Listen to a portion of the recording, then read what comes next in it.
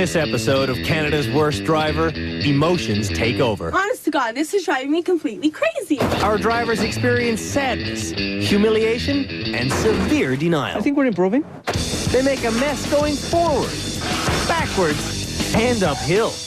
They want to go home, but we've got their keys, and they will not be leaving our rehab center until they're driving a whole lot better than this.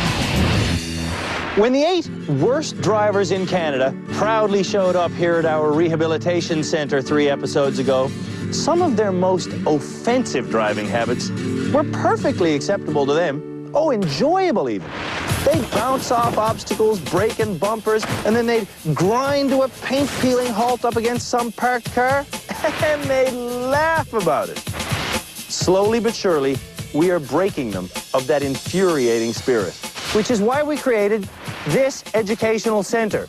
Here, we offer salvation and training for the worst drivers in the country, and we mean the worst. Each episode, they are tested with 3 driving challenges. The driver who improves the most gets to go home. 2 students have already graduated. For the remaining 6, their pride has morphed into embarrassment. Our candidates for Canada's Worst Driver were all nominated by you. Chris was pointed out by his wife, Michelle. David was nominated by his buddy, George. Madalena was put forward by her best friend, Jennifer. Manuel was singled out by his work colleague, Alex. Heather was nominated by her husband, Ernie. And Faith Ann was nominated by 4 people, including Joanne. The joke is over. It's finally dawning on them that they really could be Canada's worst driver. And me, I'm just an average driver. But I can do all these challenges easily. Where's that bud? As always, to show just how simple they are, I drive all the courses first. Reversing. You've seen other motorists do it. Maybe you've even tried it yourself. But when Canada's worst drivers look over their shoulder, all they see is trouble. To teach the fine art of reversing, our team of designers is building a winding hallway of obstacles that Canada's worst drivers will have to reverse through in this full-size pickup truck. So this is the all-reverse challenge. First of all, we take it back through these tall horses. Take a wide one to go through the garage. Whoosh. Going over the icy snow, being careful not to hit those pylons. Now we back through the 4 cars and into the hallway of hay bales. We thread the needle on these 4 car ricks into the home garage. And that's just how simple the reverse challenge is. Watching every move the drivers make is our crack team of experts. Dr. Uzma Raymond is a behavioral psychologist. Started it and you didn't get off on the right foot. Scott Marshall instructs driving instructors. You're telling yourself what doesn't work and you're just repeating the negative thoughts. Jim Kenzie is a syndicated auto journalist. You have the skills, you just have to choose to use them and use them wisely. And Kelly Williams is a CASCAR race car driver. You cannot steer a vehicle with a gear shift. Worst driver nominee Chris got his license when he was a teenager, but then only drove 4 times in 13 years. Recently, he demonstrated his reversing skills to us by taking 47 minutes to back out of a simple dead end. Nothing strange, nothing out of the ordinary, except for the fact that I will be in that car trying to annoy the living hell out of you. Okay? To keep his wife from grabbing the wheel or lashing out at her husband, we're giving Michelle something fragile to hold on to, namely a bowl of goldfish. Oh, let's annoy the hell out of him. Remember what you're supposed to be doing, Chris. I know. Chris says he knows, but he don't know squat. It's a fiasco before he's even out of the gates. Chris, Yes? you're a little bit caught up. Oh. Chris is like an animal caught in a trap. He'd chew his own leg off to get out of here right now. Too many of our drivers do exactly what Chris just did. They line something up, they hit it, then they keep on going. It's how you're mirrored, because I'm thinking you're not seeing very well from there. You're starting to get closer, getting closer, getting closer. Last episode, Michelle was accused of being too hard on her husband.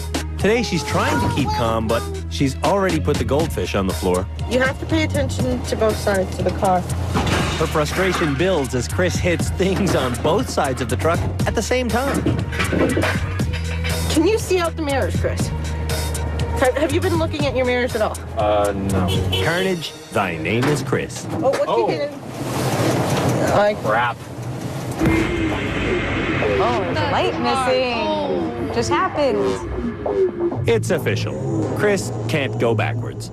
Unable to think for himself, he follows Michelle's exact directions. He does make it to the end of the course, but he doesn't really know how he did it. I wouldn't do that with my Lexus, that's for sure. If I own one. Reversing was just a nightmare.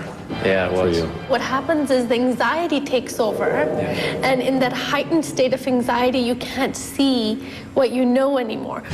Faith Ann's up next. She's had 37 accidents, and she's okay with that. I'm a bad driver compared to other people, but my bad driving is more of a sensible bad driving. Like, I have control of my bad driving, and I choose to be lackadaisical or not pay attention. Wish you luck. Oh! Cracked her elbow on the back glass. Instead of getting frustrated, Faith Ann gets serious. She squares up the truck, and she slips through the parked cars without a scratch. Very good. Okay, that's showing some awareness on her part. And even though she's hitting a few things, she's dealing with me very politely. Can you go forward? Back off? Sorry, no problem. Good, new position. Okay, you know what? When she takes her time and thinks it through, she's doing a good job. She's doing a good job, yeah. Faith Ann's driving depends on her mood. When she's upset, she's hell on wheels. But today, she's sweet as pie. Bye-bye. How's your fish?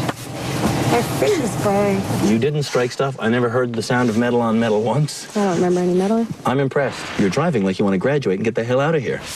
Manuel's next, and he is acing this course. But he's walking, not driving. Last episode, Manuel was told to stop overthinking everything. Unfortunately, that doesn't seem possible for him. He's like a sensitive computer. It crashes a lot. I think I need to go in there. He'll get flustered. I can imagine him getting flustered. You're going down, Andrew. You're losing your front bumper right about now. Your front bumper.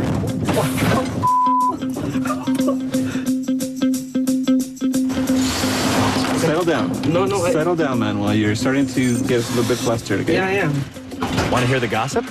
Alex hates it here, and he's been pressuring Manuel to drive better so they can go home.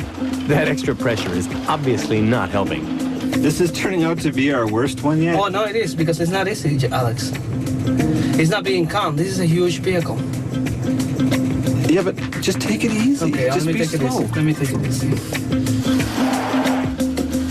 Manuel needs to reboot. When he sees the final gate, he makes a beeline for it. And it's luck, not skill, that holds the tower upright. What the hell was that? It's frustration is what it is. Can we do this again? Well, are we done? No, we only have the budget for you to break everything once. We have really sucked this afternoon, so it's my fault. I was the one driving, he didn't have anything to do. I just have that to say. Next, Madalena crosses a serious line. This is page one stuff that you don't intentionally run into someone. And Heather takes off her seatbelt. I wasn't so smart.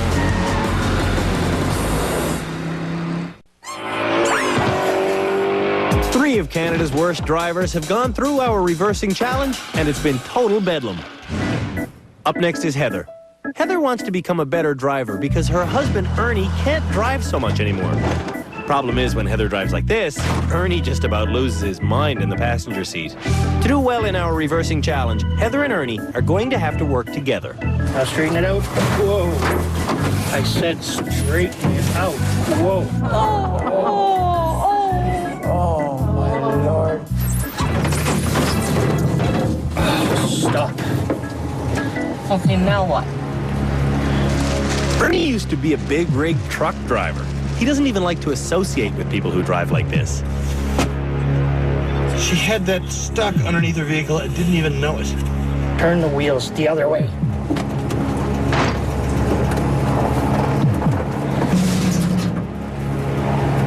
No. Ernie wants to get out, but he's trapped. This communication breakdown has gone too far. What the heck? I don't know. Might as well keep going. You've hit everything else. So he's not really helping her with that information. He's not telling her which way to turn the steering wheel. Let me help. To save his mind and his marriage, Ernie flees. Well, she won't listen, and this is not a day for me to be riding with her because I'm just getting too damn upset. She won't listen. I know Ernie gets upset with me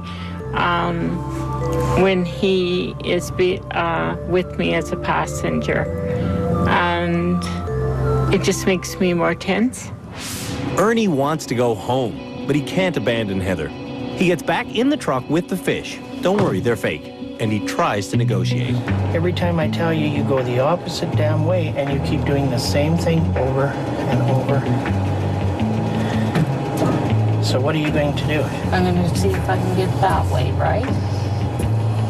When we built this course, we had no idea that it would have such an emotional impact on Canada's worst drivers. There has been a lot of stressing and whining and fighting on this course, and now Heather and Ernie seem to be bonding. Cut it the other way if your mirror's going to hit. All right. There she goes. All right. Wow. How was that for you, Heather? I'm exhausted. It was a long trip, eh? Was it ever? Would it have been a shorter trip if there'd been nobody in the passenger seat? I don't know. Probably not. It probably would have been longer. David's up next. David has some control issues. His problem is that he's happy to let his passenger be in control. Turn the wheel, man. Turn the wheel where? This way? You think I should go in this one now? No, keep going on that one. Step some maneuver towards that in between, man. Look in your mirrors. Okay, you say so, man. Sometimes relying on advice works for David, and sometimes it leads to this. You gotta get closer to this side, that's all I have to say. See, that's George's kind of advice. You gotta get your car like this. He doesn't tell him how to do it or how to help or what. The angle is just absolutely horrid. Dave, you gotta do an S, man. Why are you going that way? Back up straight. That's not straight. David is growing tired of being given bad advice and worse criticism. He finally stands up for himself. Yeah, give me credit where it is. Where credit is. You don't deserve credit on this course, Dave. George, you don't. Not on this course. Then get out the car, man. Don't say nothing. Don't say shit then. Good for David. Yeah. Here we go. Now David is making sense. His passenger's giving him a hard time. He threatened to kick him out. You got tons of space on my side. Tons of space? Tons of space. So just watch your side. My side is good. You know, his spatial awareness has improved a lot. Yeah. This is the thing that David is learning. Inch by inch driving, while frustrating and humbling, is the only safe way out of these jams. Woohoo! 5. Good job. You just aced that thing, man. I said to Andrew, he says, boy, he really looks confident. He didn't look confident up close. The beads were on the forehead. But you took control of that exercise. And you said to George, what was your name again? And you just put your head back there and you just whooped through that thing. It was a thing of beauty. It was a huge improvement. Madeleine is up next. When she got to the Driver Rehabilitation Center, she didn't know how to reverse properly. Now, the best thing when you're backing up, don't stop the car, because we don't want to stop, is look out the back window. Okay. And we don't need a lot of gas when you're backing up. I feel like a man. You feel like a man? With my arm across the seat like this. That's a sexist comment. I don't know. I think that's how guys back up. They're always like... You know, it's actually how drivers back up. Oh. Okay. The whole thing is for the water, so just go as slow as you can. And you're making me spill the water! The goldfish are caught in a hurricane, and Madalena is caught on the first obstacle coming out of the gate. Oh man, it's the water in my crotch. After 12 minutes, Madalena gives up on steering her way through. Okay, the frustration's kicking in now. Remember, I'm playing a mind game with our drivers today by constantly getting too close. Most of our students have been polite about it. You know how much room This way. Okay, can you just back up, please? Not Madalena. Hey, I'm in this car. Well, Andrew, you're gonna get your car hit if you put it there. Madalena has an awesome sense of entitlement. To her, hitting me really is acceptable driving. She's getting herself into a little bit of a jam right now. Madalena has stopped looking over her shoulder, and she stopped using her mirrors. She wants this to be over at any cost. All you did was create damage and mayhem. When I explain to Madalena that it's unacceptable for her to run into my car, she tells me that I should have told her that before we started. Make the rules at the beginning of the experiment or do it after. You can't debrief someone after something and say, you shouldn't do this way. Because when I do it that way, you say I'm not doing it right. So I'm not learning anything. I learn all. Honest to God, I really do learn all from you guys. If there's somebody that you have eye contact with who's in your way, you tell them physically with your hand or get out of the car or somehow to back off. You do not run into them. It's very simple. This is page 1 stuff that you don't intentionally run into someone. Thank you. God damn. Can you see out the mirrors, Chris? Who knew that reversing could make grown adults break down? It's a good thing we have a psychologist on staff. Bad drivers are often asked, "What are you, blind?" Good drivers not only look at where they're going, they see well into the future, determining what moves they'll make once they get there. Our next challenge will dramatically intensify the need for good visualization and communication, because the driver will be in the passenger seat and the person behind the wheel will be as blind as a bat.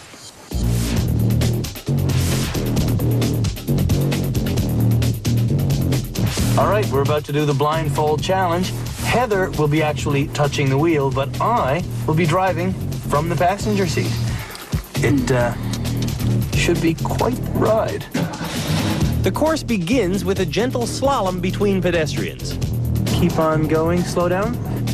Then it's a simple straight line. Just don't veer off a centimeter or things will start to topple. Go forward, go forward, go forward, go forward, go forward, and put it in reverse. We're gonna back into the driveway. That's right, you're doing the exact right thing. Keep on doing that, keep on doing that, keep on doing it. Now stop, and we're in. Wow. Piece of cake. Right on. And that is how you do the blindfold challenge. Am I in park? You're in park, yep. First up is Heather. Ernie has promised not to get mad during this challenge. Seem pretty straightforward to you? Yeah, it will if we're not blindfolded or something. Tight, make it tighter, it's loose. Ow, not that tight. The purpose of this challenge is to show that vehicle handling is all in your mind. It's a thought process. Think of what the car needs to do, then do it. She's not behind the wheel, but Heather is in total control. Okay, no, stop. Go to your right. This is my right. Now to your left. Oh, no, stop. Okay, I wasn't so smart. Ernie promised not to get mad, but he's struggling with it. Okay, try again. Yeah.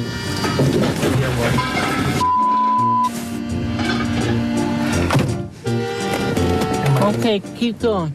A little bit. Right there. There she goes, all right. When she backs into the final chute, Heather leaps out of the car and runs away, leaving her husband in the dark. It's been tough on Ernie, but his relentless sighing and complaining has been tougher on Heather. I guess maybe I should have someone else sitting beside me rather than him. And he knows that. He knows that because when he tries, it just frustrates me more.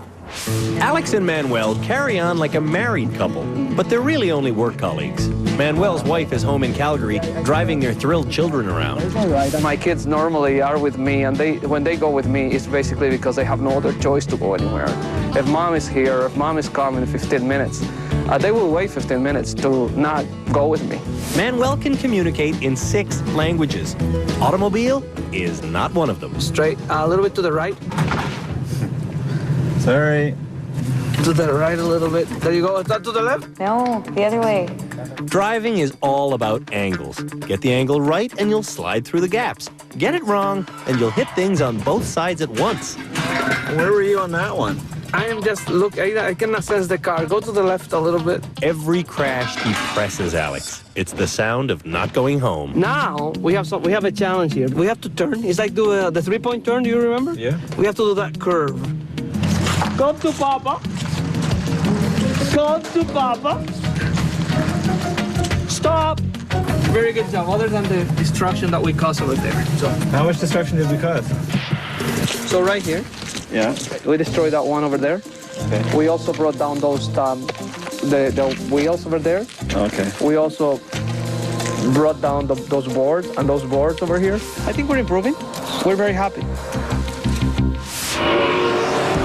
We considered putting a long straightaway on this course to see how our pupils would handle going fast. It's a good thing we didn't do that. They can't even go slow.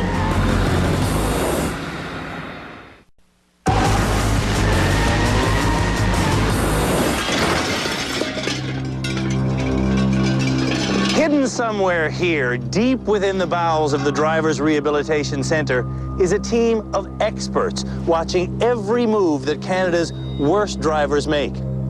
At the end of every episode, if they see enough improvement in one driver, they will allow me to graduate that person back onto public roads. If no one is considered safe enough to be released, no one will go home. And we mean it. The blindfold challenge is underway, and as usual, obstacles are under the car. When will our drivers see the light? So far, Heather steered Ernie wrong, and Manuel led Alex down the garden path to Clanksville. Next up, Chris and his wife, Michelle. Even blindfolded, Michelle can see more than Chris. Keep going. All right, here's stuff on the other side, Chris. You watching? Perhaps not? Clearly, the blind leading the blind. Ever since day one, our experts have been concerned that David relies too much on his buddy George. Turn left. Left. Ooh. With George blindfolded, David is worse than ever. You have a lot of room. Yep, go straight. David's run is a comedy of errors in tragic proportions. Handling is not his strong suit. Okay, that's it. That's it? Yeah. Next up, Faith Ann and Joanne. On this course, being vague leads to disaster. Okay, it's okay. A little towards me, half the circle to me. So Faith Ann is precise. No, don't move your wheel. She sets this stack of rims back down as if they were precious china. Those are pretty tight. Okay, she might make it. She might make it. Keep going. Okay, stop. All right. Wow. All right, now. When she first got here, Faith Ann enjoyed showing off her devil-may-care tough side. Now that she wants to graduate, she's showing off her defensive skills. Especially impressive is the two sets of the stacks of rims at the very end, and you slowly just nudge them aside. Every now and then they do the Leaning Tower of Pisa trick, but they never went down. They never crashed, and it was kind of amazing to watch, actually. You pulled off the impossible. Next up, Madalena and Jennifer. In the reversing challenge, Madalena got upset with me because I didn't tell her that she wasn't supposed to hit things until after it was over. So this time, I've already been perfectly blunt with her. Don't hit things, I said. I hope she gets the point. This way, a little bit. Wait, what? The left. This way, I can't even. Guys, back. With Madalena, though, hitting things is unavoidable. Stop. Stop. You want me to go? Which way? Ow! Going straight isn't going well at all. Okay, okay, so you're gonna hit a pole, so gotta go over here. So you gotta, okay, you gotta go to the right a little bit. She's getting there. She's getting, you know what? She's starting to get a little bit more control of the vehicle. Going backwards into the final chute, Madalena refines her instructions, and everything works. We're done. Shut up. Madalena learned something, and Jennifer's surprised. This car has a flat tire. Everything needed to fix that flat is right here in the trunk. Will Canada's worst drivers know what to do with these tools? We're about to find out. Everyone should know how to change a flat tire, so here's the rundown. You've got to take off the wheel nuts, lift up the car, trade out the wheel, hand fasten the nuts, lower the car, put the nuts back on, done. Should take about 6 minutes. We see a car with a flat tire. Oh, flat tire. She has a metal plate in her leg. I can't squat, I can't kneel, and I can't do that. For my last car accident, my whole dashboard went into my front leg. How are your skills? Hopefully we can call CAA to help us change.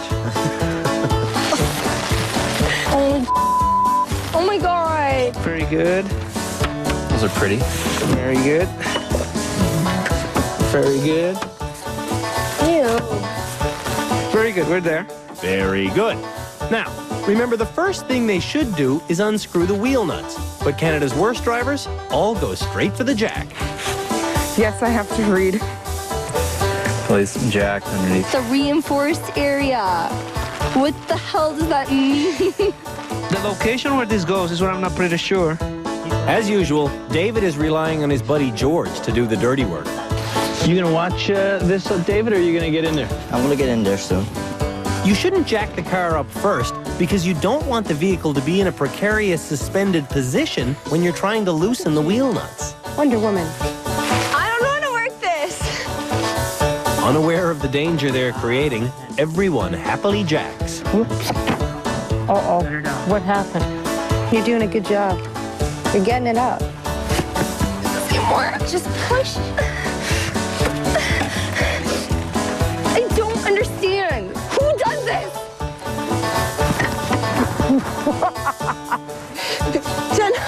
With the car perched on a rickety little jack, Canada's worst drivers start throwing their weight around. How does it go lefty-loosey, righty-tighty? Mad! You sure it's left? Righty tighty, lefty loosey. I know that. Stop looking nuts. Thank you, dear.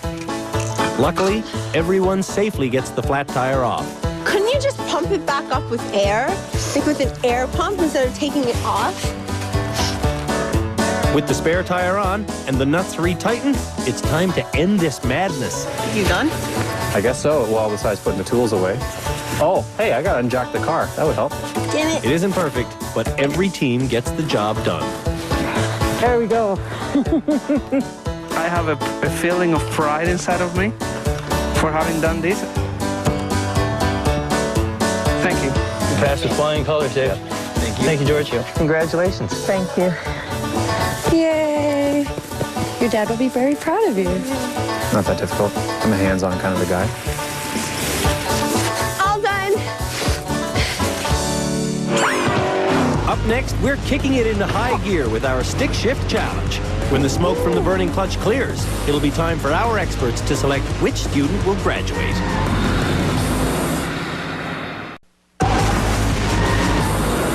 It used to be that you drove the car. You changed the gears. You were an integral working part of the machine. Then along came automatic transmission, which basically turned cars into giant go-karts with just 2 pedals. Stop, start, that's it. Now, any idiot can operate a moving vehicle, which might help explain why our driving skills are so bad. We thought it was high time we turned the clock back to the clutch-burning days of yesteryear. The next challenge for Canada's worst driver? Stopping and starting a manual 5-speed stick-shift sedan on a cheeky little hill. Not every idiot can do that. The purpose of this challenge is to teach clutch control. To make this challenge a little bit more doable for our students, Scott is in the car with them. The students are going to have to ride the clutch right here. They're allowed to use the brake to get to this stop point, but once they stop, they have to just use the friction of the clutch to hold them on the hill. As they approach up the hill, an annoying little car is going to be doing a slow 3-point turn right in front of them. Once again, ride the clutch. Don't stall, and make the car stop. No brakes allowed. And that's just the first part. For the second half of the challenge, Canada's worst drivers will have to do the same thing while stuck between a tailgater and a truck. 4 out of 6 of our drivers have never driven a standard before. So, to keep the tears to a minimum, our instructor Scott Marshall is giving lessons in clutch control. As you'd expect, most of them are fine once they get going, but taking off usually involves a little hiccup. First up is Chris. He understands the instructions, he gives the car some gas, he eases up on the clutch, and he's off. Skill or beginner's luck? Well, he makes it past the flagman with barely a stutter. Near the top, though, he stalls and can't get started again. He can't hold his ground either. Here comes stall number 5, 6, 7.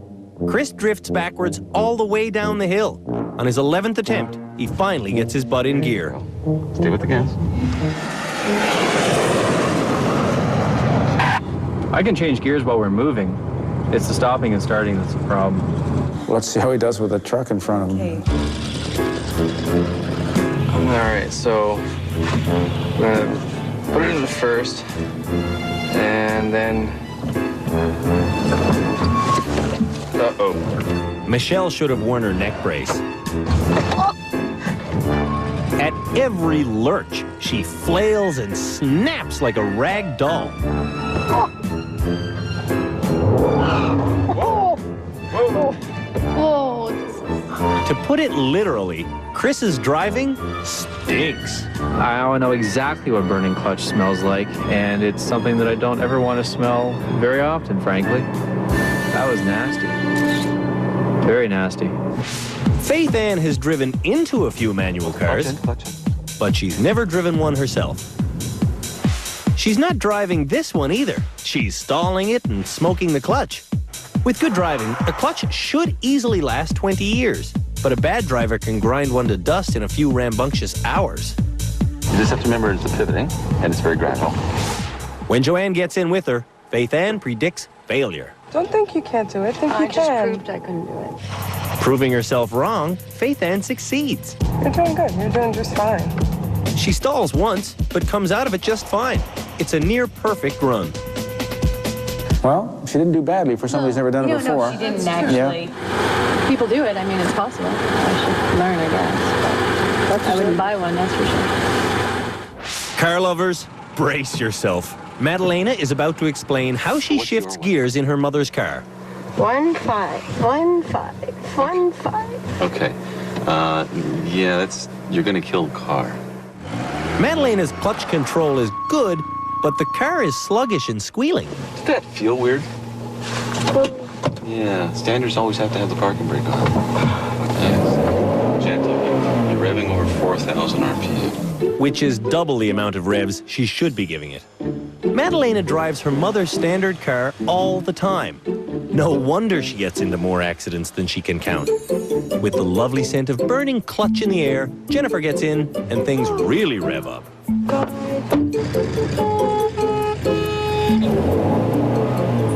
Is that you or them? Oh, she gets hit. Hopefully when she's in her mother's car, Madalena avoids hills. Reek, sister, man. That's the smell of bad driving. I'm a better standard driver than I am automatic. I wouldn't make that conclusion based on what we just saw. I will get you from A to B, but not without a little smoke and a little smell. Clutch control is out of control. You never rev it that fast. Okay.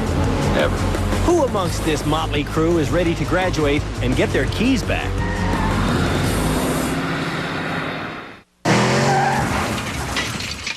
I could never be a driving instructor. It takes too much patience. Teaching David to drive standard would drive me over the brink. Clutch and gas work as a pivot. So if you're on the clutch, you're off the gas. Okay. And when you go on the gas, you gently come off the clutch. But you never rev it that fast. Okay. Ever. Our driving instructor, Scott Marshall, keeps his cool. And after a while, a long while, he talks David into a smooth takeoff. You had it there. Yeah. You had it there. Steer left. That's it. Good. Hey, you got it. Yeah. Good. On the hill, David stops and starts without a problem. Hey, you can drive standard. Yeah. Come over here. Oh, shit, there's somebody behind you. I knew this was gonna be a challenge. I knew it. Oh, man. Brake, man. And braking. David is tapping bumpers and bouncing nervously, but he's finished before George has a chance to start giving bad advice. I think I did okay. It wasn't bad. I want to do more of it. I think the thing that we discussed is that you actually took ownership of yourself. You became the commander of your vessel when you were driving that vehicle. And that's what we weren't seeing from you at the beginning. You were just like, oh yeah, my passenger told me this. I mean, you just totally, you weren't taking control or ownership of it. And so it was so like, wow. In terms of driving manual, I think I want to improve my driving on the automatic before going on to manual, right? So. Okay. Put on the ice. No, I got it on the ice. Trust me, there was no recreational pharmaceuticals consumed prior to this activity. This is authentic Manuel you're seeing here. I've had to put up with this for 3.5 years. I'm done. Manuel wears his heart on his sleeve. When he's nervous, he's almost imploding. Today, he's brimming with confidence because he drives a standard in Calgary. For Manuel, this challenge is finally a chance to look good. And sure enough, he drives the course perfectly. This is the moment that Alex has been waiting for, but he's highly unappreciative. And there's this guy who was looking for a job as a driver. And he interviewed a bunch of people. I will either pull over and let the people go, or it's a very challenging exercise. Well, I think that for me, stick is a macho thing. If that's true, Manuel is the most macho guy here. Okay, yes. Heather has pretty much reached her maximum stress level for the day.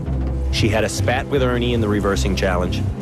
She kissed the windshield in the blindfold challenge. And now, she's about to find out that her next challenge is something she's intentionally avoided all her life. Are you eager to learn? Yeah. We're going to learn standard. Oh, no.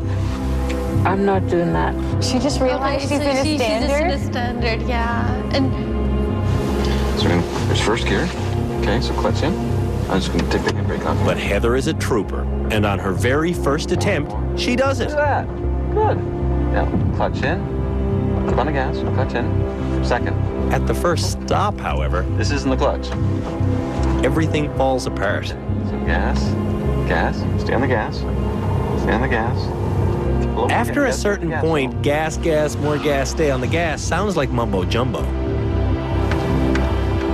When Heather makes it to the car in the road, she's shaking like a leaf. And just maybe off gas a bit, off gas a bit. Clutch in, clutch in, clutch in, clutch in. Remember, the moment you feel a vibration, it's clutch in. To drive a standard, all four of your limbs have to be able to do very exact, independent tasks at the same time. At Heather's age, her dexterity and feel simply aren't as sharp as they used to be. This is a person who should always drive an automatic or spend a lot of hours learning how to drive standard. With Ernie now beside her, Heather's in tears. It's not good. The executive producer of the show steps in to remind her that it's all right to quit. Heather, you don't have to do this. You don't want to do this, and nobody's forcing you to do it.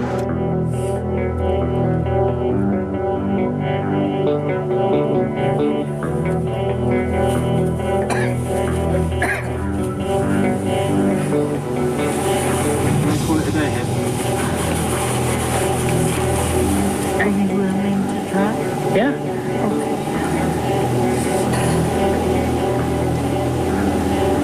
I promise this time I'll try to help you without getting upset.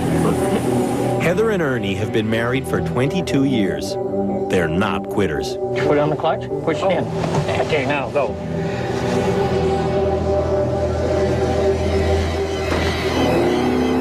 Right off the gas, let it.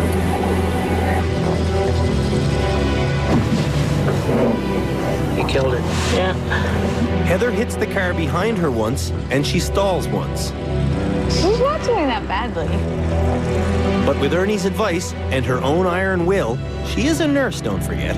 Heather is able to rise to the top of the hill and receive a spontaneous round of applause from the crew. You did it! You did it!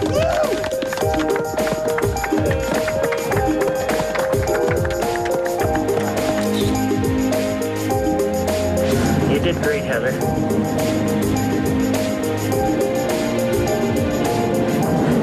It's just too much with this morning and then now.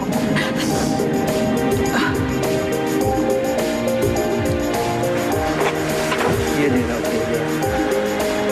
Don't worry about it, okay? Yeah. Heather came to the driver rehab center as a favor to her family.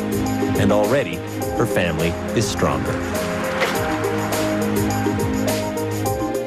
All of our students hold a valid driver's license. You go to the left, left. We can't keep them here forever. Someone is about to drive home.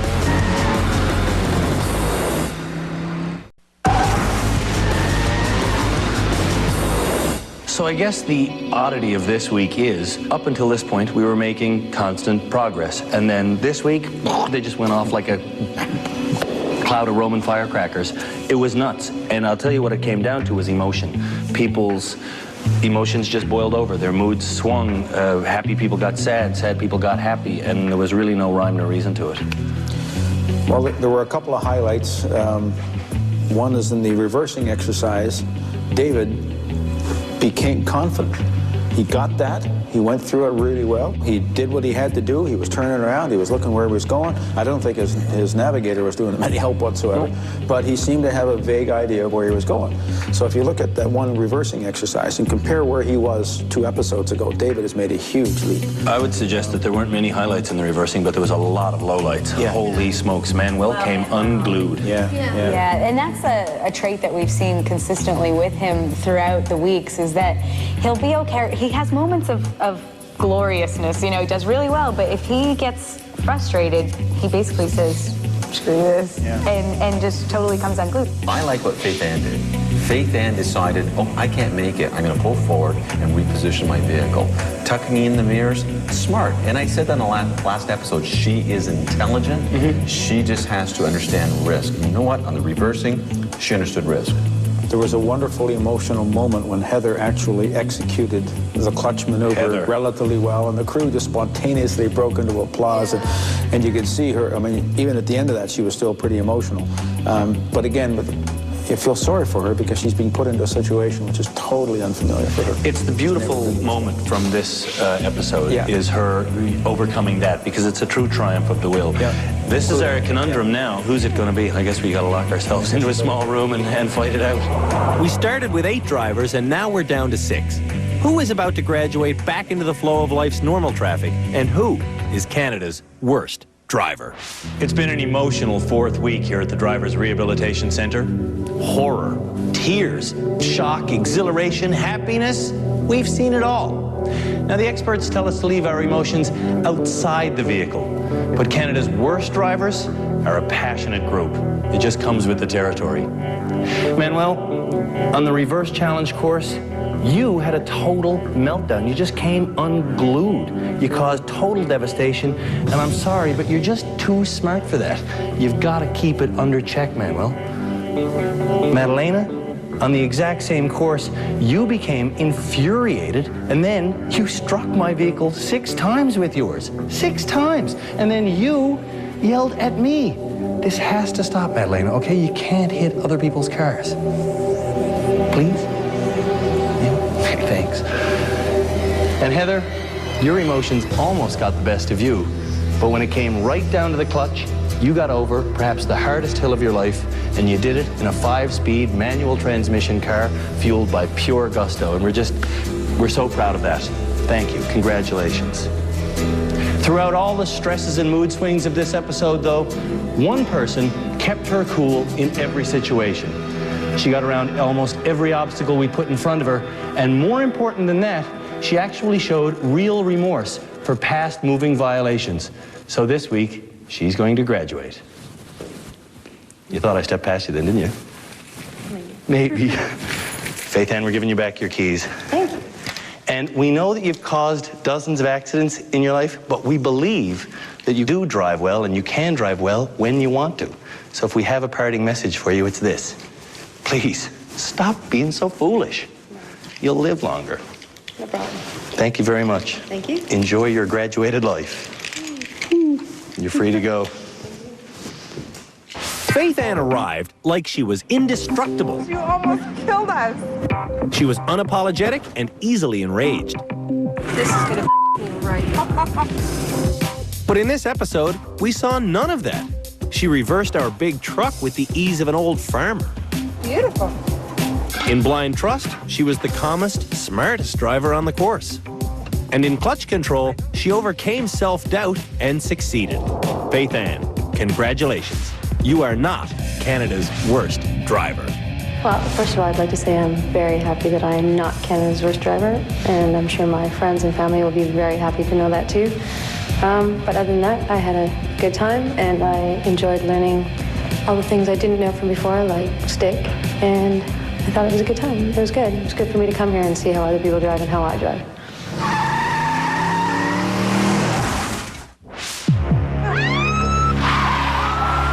On the next episode of Canada's Worst Driver, I kill the people.